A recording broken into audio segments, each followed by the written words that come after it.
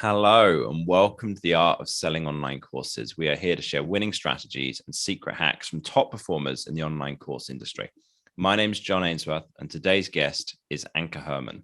She's a business coach, online tech expert, and author of Taming the Tech Monster. She helps coaches and educators to demystify online tech to confidently transform their big picture vision into a smooth running, profitable online business. So today we're going to talk about tech for course creators, what people's fears are, where they get overwhelmed, how to get started more easily, and when to do what. Now, before we start learning from Anke, I want to mention our sponsor. And today's sponsor is my company, Data Driven Marketing.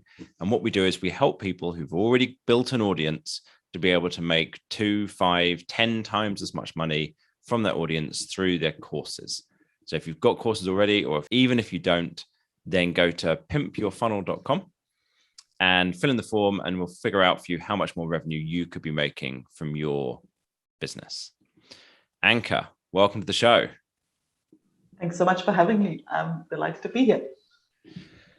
So I covered it briefly in the introduction. What are these problems people have with tech? What's the issue that you see come up for people?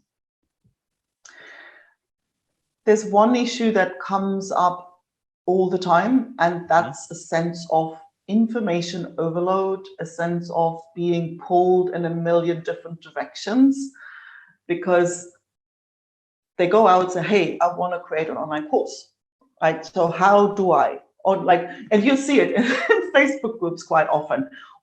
Next thing they do is what's the best online course platform? And then they put that on a Facebook post, and usually what happens, there's an avalanche of comments with people naming the platforms they've either used or heard of.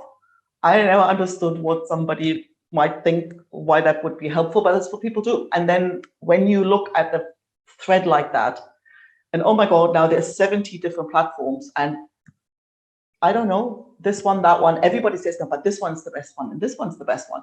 And then you're in the middle, and you often feel like you don't know how to make a judgment.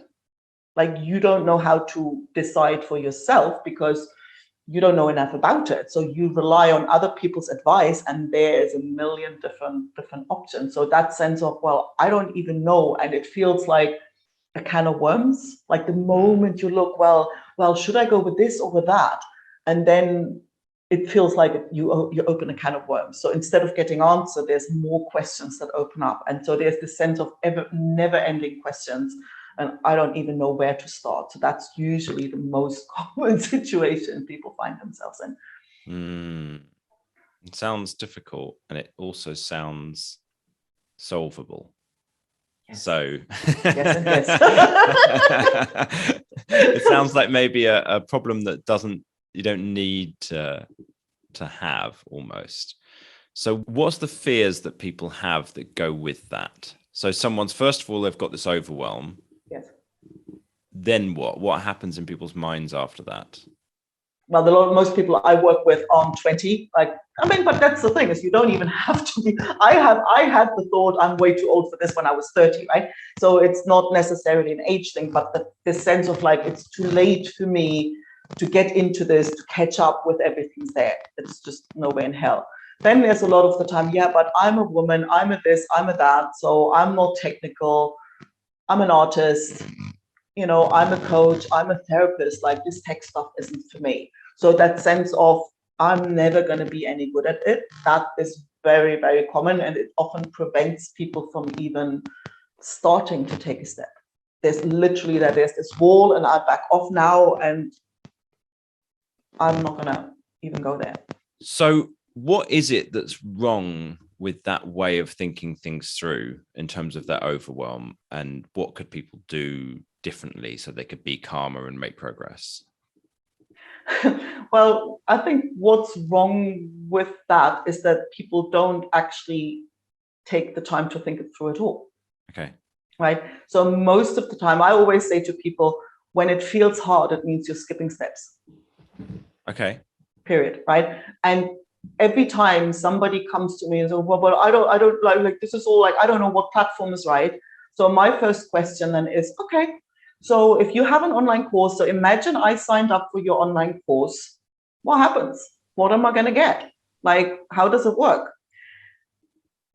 I've not come across somebody who has a decent answer for that. Mm-hmm. Right? So they've not thought through, and that's usually the refreshing part of all of this, that the solution to that, the antidote to the overwhelm is actually has nothing to do with technology. It's, okay, take a step back. What's the experience you want to create for your students, for your learners? What do you want? Like, what do you want me to see when I first come in there? How do you want me to receive the content? Am I going to have access to everything at once, or is it going to come out over time? Are there going to be live calls to go with it? Do you want me to be able to connect with other learners or not?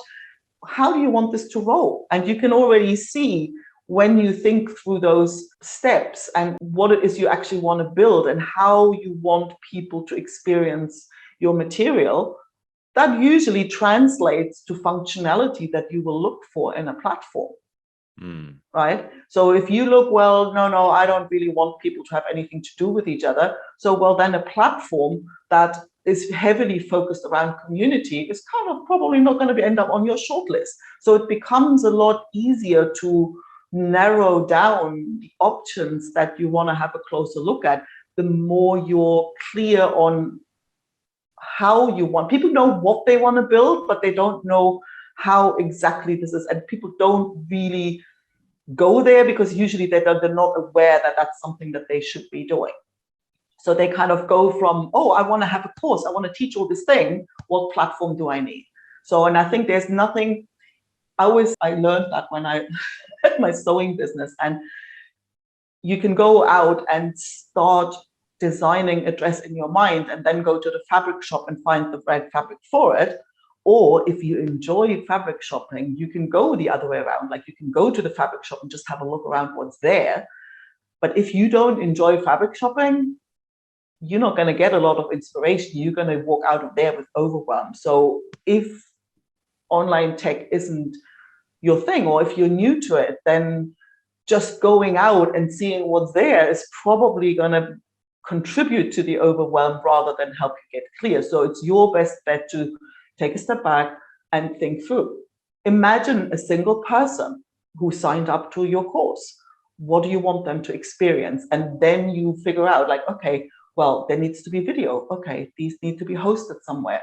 I want to offer payment plans. So it's not just the actual learning. It's like, how do they get in there? What emails will they receive?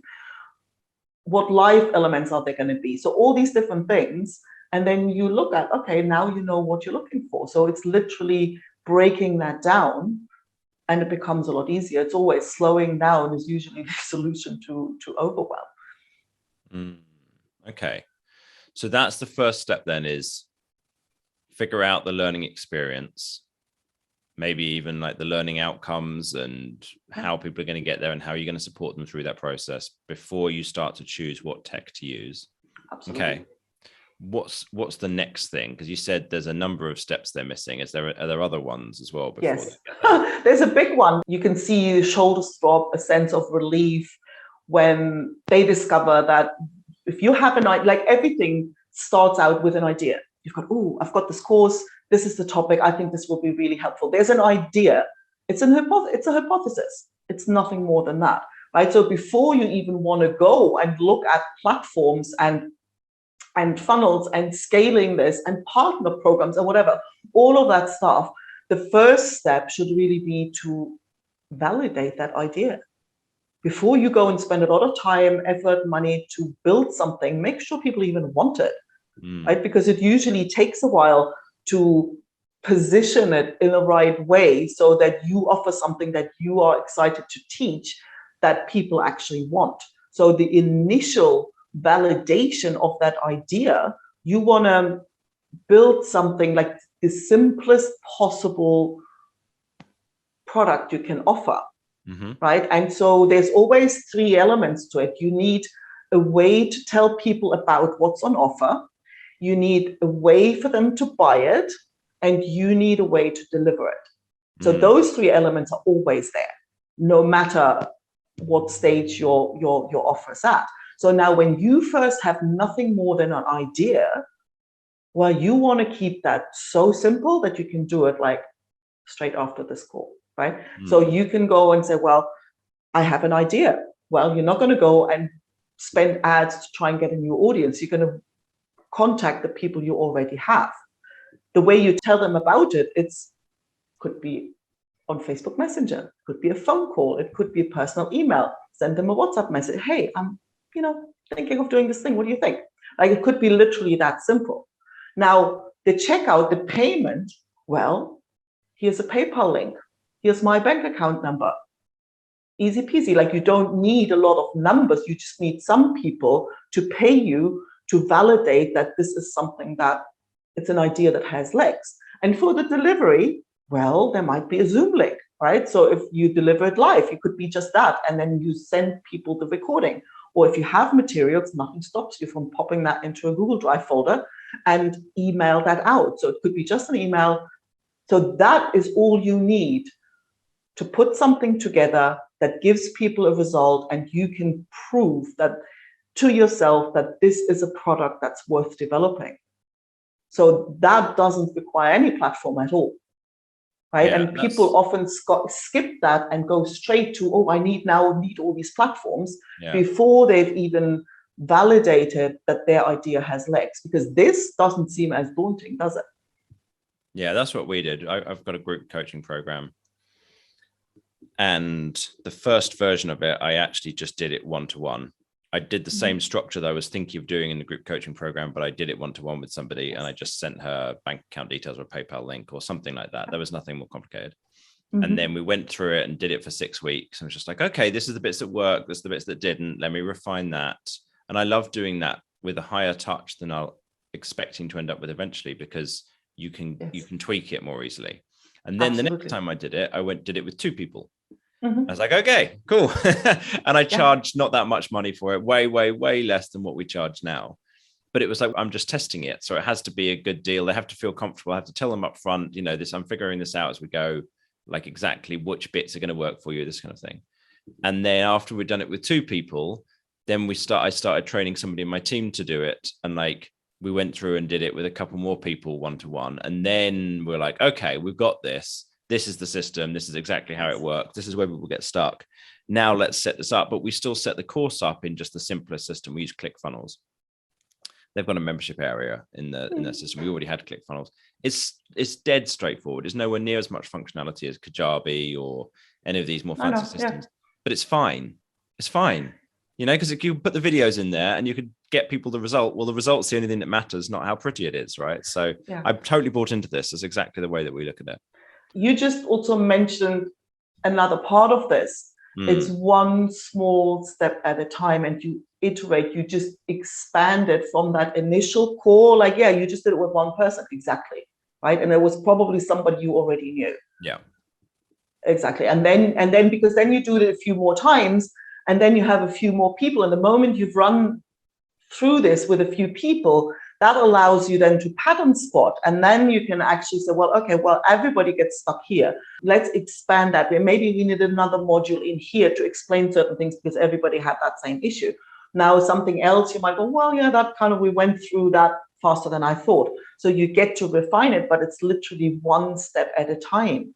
It's like, when it feels hard, you're skipping steps. So it's the same in dog training. If your dog doesn't do what you want the dog to do, it's usually you asking them to do 10 things at a time. It just feels a small step to you, but with the dog, it isn't. It's the same thing. If it feels hard, okay, smaller step. So that's about getting started.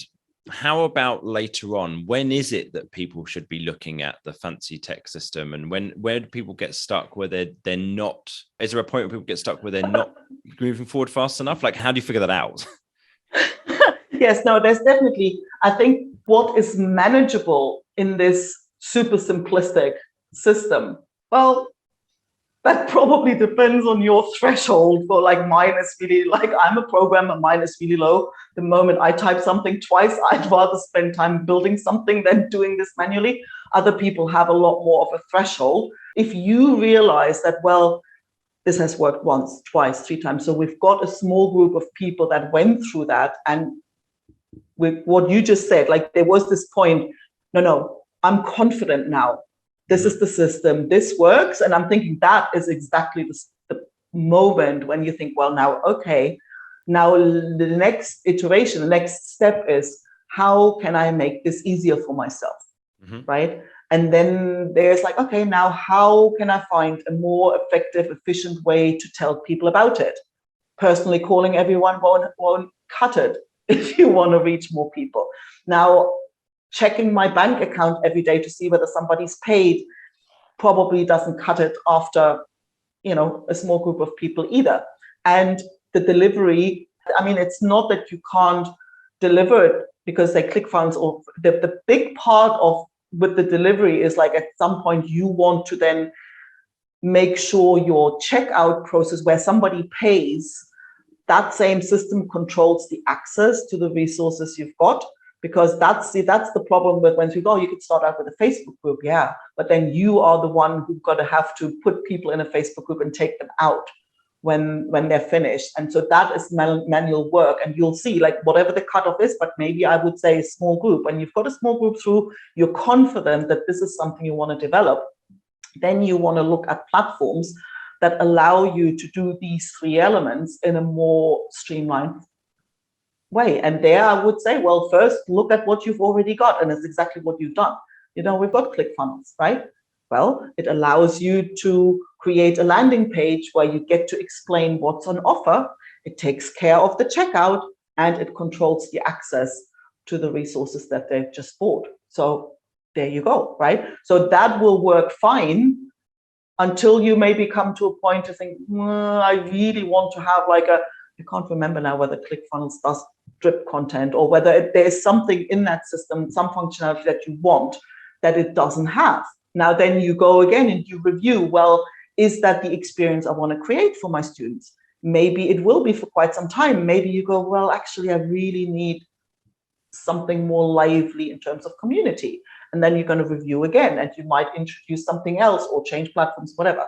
But it's like you will go through that one step at a time, like literally the same way that you work.